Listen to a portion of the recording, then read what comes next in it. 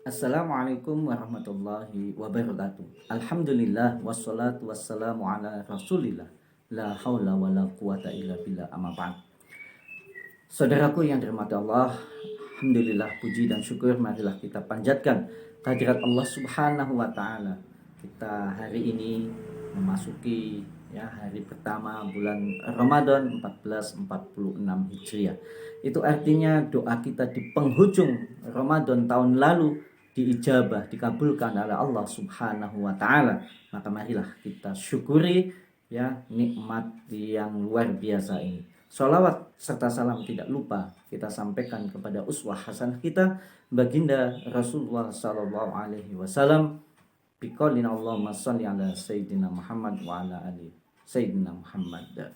Saudaraku yang dirahmati Allah, bulan Ramadan ini bulan yang sangat istimewa, bulan yang mulia, bulan yang di dalamnya diturunkan Al-Qur'an yang menjadi petunjuk bagi kehidupan kita untuk menyelesaikan semua persoalan yang kita hadapi, menjadikan kemudian kehidupan ini penuh dengan kebaikan. Allah telah menegaskan hal ini di dalam Al-Qur'an, syahrul ramadan alladzi unzila fihil Qur'an hudan linnasi wa bayyinatin minal huda wal furqan.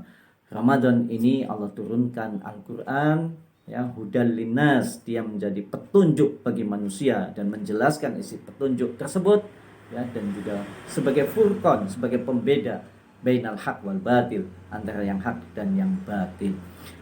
Dan di bulan Ramadan ini pula kita diwajibkan sebulan penuh untuk berpuasa yang tiada lain tujuannya la'allakum tattaqun, agar kita menjadi orang-orang bertakwa, di mana Allah tegaskan dalam Al-Qur'an, ya ayyuhalladzina amanu kutiba alaikumusyamu kama kutiba alal ladzina min qablikum la'allakum tattaqun. Hai orang-orang beriman, diwajibkan atas kalian berpuasa sebagaimana puasa ini juga telah diwajibkan atas umat-umat sebelum kalian la'allakum tattaqun, agar kalian menjadi orang-orang yang bertakwa. Maka orang yang bertakwa ini adalah orang yang senantiasa menjadikan Al-Qur'an sebagai pedoman hidupnya, sebagai petunjuk untuk menyelesaikan segala macam persoalan yang dihadapinya. Sebagaimana Allah tegaskan di dalam surat Al-Baqarah di bagian awal, Allah tegaskan alif lam mim dzalikal kitabu la raiba fi hudal lil muttaqin. Alif lam mim. Dzalikal kitab, inilah kitab, yaitu Al-Qur'an yang tidak ada keraguan di dalamnya, hudal lil muttaqin. Al-Qur'an ini menjadi petunjuk bagi orang-orang yang bertakwa. Maka ciri orang-orang yang muttaqin, orang-orang yang bertakwa itu adalah senantiasa dia menjadikan Al-Qur'an sebagai pedoman, sebagai solusi bagi seluruh kehidupannya. Maka puasa ini hendaknya mendorong kita untuk cinta dengan Al-Qur'an. Hendaklah puasa ini mendorong kita untuk dekat dengan Al-Qur'an. Bahkan tidak hanya kemudian kita membacanya, tidak hanya kemudian kita menghafalkan, tetapi yang tidak kalah pentingnya adalah berusaha untuk mengamalkan.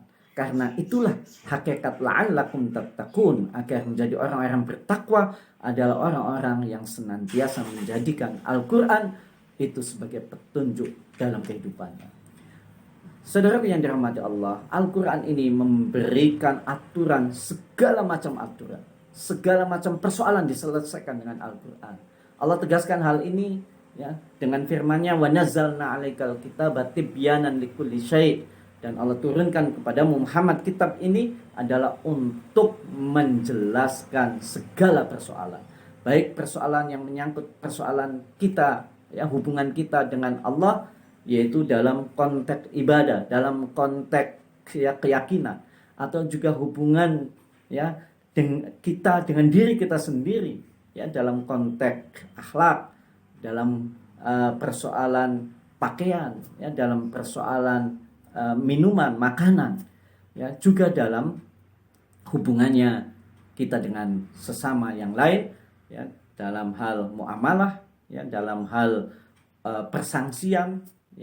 Muamalah ini melahirkan kemudian aturan-aturan tentang ekonomi, atau juga kemudian persangsian melahirkan aturan-aturan tentang pidana, perdata, dan yang sejenisnya. Oleh karena itu maka ya seorang muslim punya kewajiban untuk menjadikan Islam ini tidak hanya sebagai ritual saja, sebagai ya agama ritual, melainkan juga sebagai ya sebuah ideologi, ya sebuah pemikiran yang diyakini, yang kemudian ya dipakai untuk mengatur kehidupan. Sebagaimana ditegaskan oleh Syekh Taqiyuddin An-Nabhani terkait dengan masalah ideologi ini. Beliau sampaikan bahwa yang namanya ideologi atau al-mabda adalah akidah akliyah yang batiku anha nizam, yaitu keyakinan yang bersifat akliyah, yang ya bisa ya dijelaskan melalui proses berpikir yang melahirkan ya di atas akidah ini nizam, sistem kehidupan, ya sistem yang mengatur segala aspek kehidupan.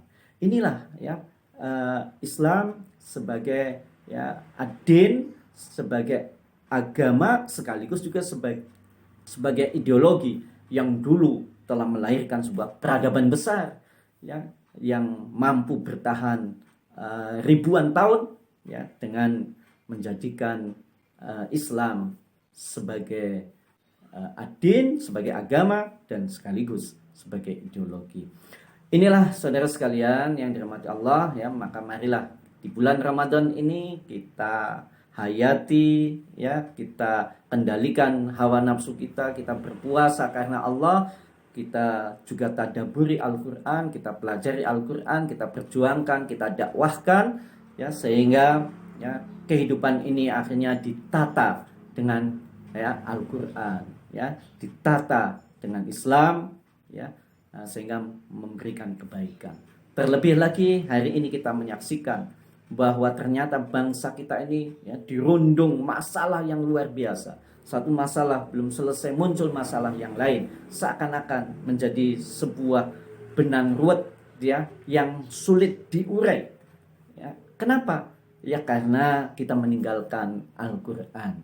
Maka insya Allah kalau kemudian ya kita hadirkan Al-Qur'an sebagai ya hudal linnas, ya sebagai petunjuk dalam mengelola kehidupan ini, dalam mengelola bangsa ini, maka insya Allah masalah-masalah ini akan bisa terselesaikan ya.